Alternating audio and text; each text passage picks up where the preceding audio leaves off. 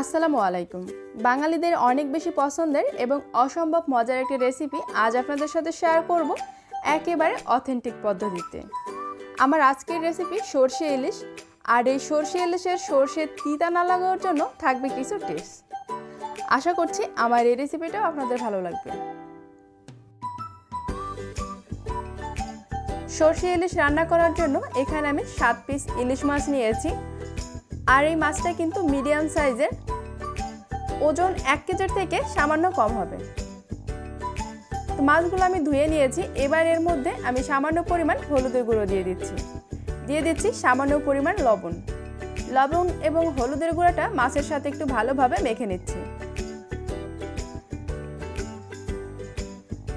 সর্ষে ইলিশ রান্না করার জন্য মাছটা একটু মোটা কাটার চেষ্টা করবেন, কারণ এই মাছে তো প্রচুর তেল থাকে, যার কারণে মাছটাও অনেক বেশি নরম হয়, রান্না করার সময় ভেঙে যাওয়ার চান্স থাকে। মাছে হলুদ মাখানো হয়ে গিয়েছে। এবার আমি মশলাটা বানিয়ে নিচ্ছি। মশলা বানানোর জন্য এখানে আমি মেজারমেন্ট চামচের 6 চা চামচ পরিমাণ সাদা সরিষা আগে থেকে ভিজিয়ে ভালোভাবে ধুয়ে নিয়েছি। আমি এটাকে প্রায় আধা ঘন্টা ভিজিয়ে রেখেছি। তারপর এটার পানিটা পাল্টিয়ে নিয়েছি, এতে করে কিন্তু এই সর্ষের তিতা ভাবটা অনেকটাই চলে যায়। আপনারা চাইলে কিন্তু এখানে লাল সরিষা ব্যবহার করতে পারেন, তবে তাতে কিন্তু ঝাঁঝটা অনেকটা বেশি হয়ে যায়। এবার এর মধ্যে 3টা কাঁচামরিচ এবং সামান্য লবণ দিয়ে খুব ভালোভাবে ব্লেন্ড করে নেব। আপনারা চাইলে কিন্তু শিলপাটা বেটে নিতে পারেন। তো এটা ব্লেন্ড করা হয়ে গিয়েছে, আর এতে যে কাঁচামরিচ এবং লবণ দিলাম, এতেও কিন্তু সর্ষের তিতা ভাব একেবারেই কমে যাবে। তো এটা পেস্ট করা হয়ে গিয়েছে। এবারে কড়াইতে দিয়ে দিচ্ছি 3 টেবিল চামচ পরিমাণ সরিষার তেল। আর সরিষা ইলিশ রান্না করার জন্য অবশ্যই সরিষার তেলটাই ব্যবহার করতে হবে এর পারফেক্ট টেস্টটা পাওয়ার জন্য। তেলটা গরম হয়ে গিয়েছে। এবার এর মধ্যে 1/2 চা চামচ পরিমাণ কালো জিরা দিয়ে দিচ্ছি, আর সেই সাথে দিচ্ছি 4টা কাঁচামরিচ আমি 2 সাইড দিয়ে একটু কেটে নিয়েছি, না হলে কিন্তু আবার গরম তেলে মরিচ দেওয়ার কারণে ফেটে গায়ে লাগতে পারে। কালো জিরা এবং কাঁচামরিচের ফোড়নে কিন্তু দারুণ একটা ফ্লেভার ছড়ায়। তো এটা কিন্তু ভাজা হয়ে গিয়েছে, খুব বেশি ভাজতে হয় না, আর এই সময়টা চুলার আঁচটা অবশ্যই লোয়ে রাখতে হবে। এবার এর মধ্যে 1/2 চা চামচ হলুদের গুঁড়া, 1/2 চা চামচ মরিচের গুঁড়া দিয়ে একটু ভালোভাবে মিশিয়ে নিচ্ছি। আর আগেই বলেছি রান্নাটা হবে একেবারে অথেন্টিক পদ্ধতিতে, যার কারণে এখানে মশলার ব্যবহার হবে খুবই সামান্য, তবে এটা খেতে হবে অনেক বেশি মজা। আর এই রান্নাটা আমি আগেও একবার করেছি, তখন আমার কাছে টেস্টটা অত ভালো লাগেনি, আর সেটা সংশোধন করে আমি এই রেসিপিটা আপনাদের সাথে শেয়ার করেছি।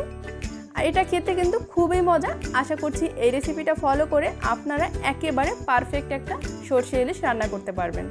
তো মশলাটা যেন পুড়ে না যায়, তার জন্য এখানে সামান্য পরিমাণ পানি দিয়ে দিয়েছি, আর পানিতে কিন্তু বলক চলে এসেছে। সামান্য পরিমাণ লবণ দিয়ে মিশিয়ে নিচ্ছি।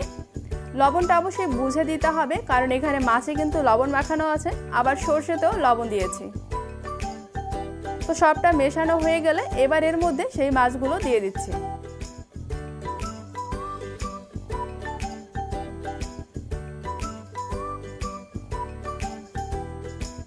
এবার এটাকে ঢেকে রান্না করব 5 মিনিটের মতো। 5 মিনিট পরে ঢাকনা তুলে মাছগুলোকে হালকা হাতে উল্টে দিচ্ছি, যেন মাছটা ভেঙে না যায়।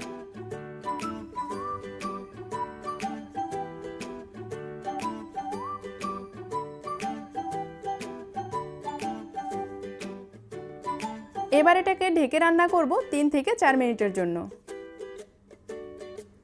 3 থেকে 4 মিনিট পরে ঢাকনাটা তুলে নিচ্ছি, আর এখন কিন্তু মাছের মধ্যে পানি নেই, পানিটা একেবারে শুকিয়ে গিয়েছে।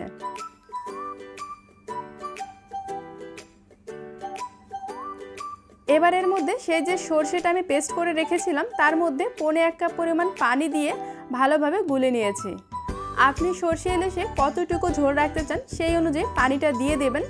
আপনি যদি আমার মতো ঝোল রাখতে চান তাহলে অবশ্যই এই পরিমাণে পানি দেবেন, বা এই মশলাটা যদি আরও একটু গাঢ় করতে চান তাহলে পানির পরিমাণটা আরেকটু কমিয়ে দিতে পারেন, কারণ সর্ষে দিয়ে কিন্তু খুব বেশি রান্না করা যায় না, যার কারণে ঝোলটাও কিন্তু আপনি ওভাবে শুকাতে পারবেন না। এবার এটাকে ঢেকে রান্না করব 3 মিনিটের মতো, আর 3 মিনিট পরে ঢাকনাটা তুলে আবারও মাছগুলোকে একবার উল্টিয়ে দেব।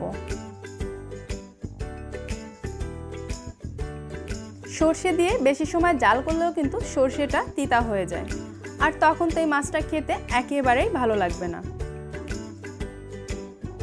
আর সর্ষের পরিমাণটা অবশ্যই আমি যতটুকু দিয়েছি ততটুকুই দেওয়ার চেষ্টা করবেন, না হলে কিন্তু আবার সর্ষেটা খেতে ভালো লাগে না। তো এবার এর মধ্যে দিয়ে দিচ্ছি 4টা কাঁচামরিচ ফ্লেভারের জন্য, আর সেই সাথে দিয়ে দিচ্ছি 1 চা চামচ পরিমাণ সরিষার তেল। এটাও কিন্তু দারুণ একটা ফ্লেভার ছড়াবে। তো এবার এটাকে ঢেকে রান্না করব 2 মিনিটের মতো। 2 মিনিট পরে আমি ঢাকনাটা তুলে নিচ্ছি, আর আমার সর্ষে ইলিশ কিন্তু একেবারে ডান। তো দেখেই বুঝতে পারছেন কতটা লোভনীয় হয়েছে। একবার গরম ভাত দিয়ে খেয়ে দেখুন তো এই সর্ষে ইলিশ কেমন লাগে। আশা করছি এর স্বাদ ভুলতে পারবেন না। সর্ষে ইলিশের ঝোলের থিকনেসটা কেমন হয়েছে আশা করি দেখেই বুঝতে পারছেন। আর এটা কিন্তু ঠান্ডা হওয়ার পরে আর একটু ঘন হবে। আর এই ঝোলটাই কিন্তু খেতে আমার কাছে খুব ভালো লাগে, ঘন হলে কিন্তু খুব একটা ভালো লাগে না। দারুণ স্বাদের এই সর্ষে ইলিশের রেসিপিটা যদি ভালো লাগে তাহলে প্লিজ একটা লাইক করবেন, কমেন্ট করবেন এবং প্রিয়জনদের সাথে শেয়ার করবেন। আপনি যদি আমার চ্যানেলে নতুন হয়ে থাকেন চ্যানেলটি সাবস্ক্রাইব করে আমাকে সাপোর্ট করবেন। আজকের মতো এখানেই বিদায় নিচ্ছি, ফিরে আসবো নতুন কোনো রেসিপি নিয়ে। সেই পর্যন্ত ভালো থাকবেন, আল্লাহ হাফেজ।